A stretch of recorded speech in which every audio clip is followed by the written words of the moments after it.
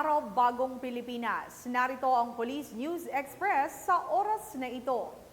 Pinuri ni Pangulong Ferdinand R. Marcos Jr. ang pagsisikap ng Philippine National Police sa pagpapatupad ng warrant of arrest laban kay Pastor Apollo Kibuloy at 4 pang akusado na nagresulta ng pagsuko ng mga ito. Inilarawan niyang police work at its best, ang epektibong pamumuno at matagumpay na koordinasyon ng pulisya sa iba't ibang ahensya ng pamahalaan. Aniya, trabaho ng pulis ang magpatupad ng kautusan ng korte at hulihin ang mga nagtatago sa batas. The extradition request is not yet there.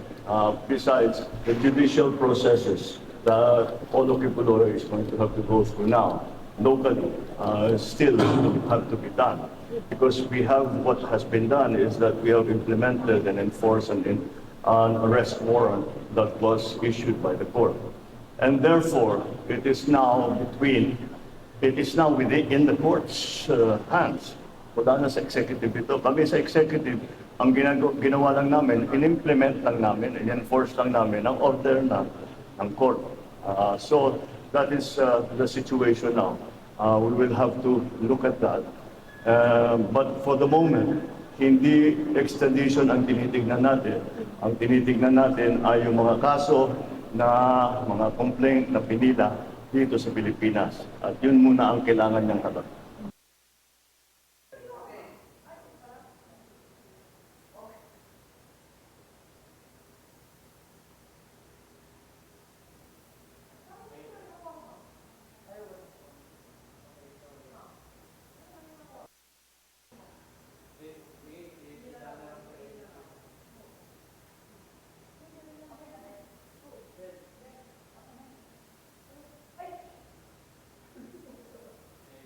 At para sa iba pang napapanahong balitang pampulisya, laging tumutok sa Police News Network, alagad ng batas, tagataguyod ng balitang pulis. Ako po si Patrolwoman Melanie Mapa, nagbabalita para sa Police News Express.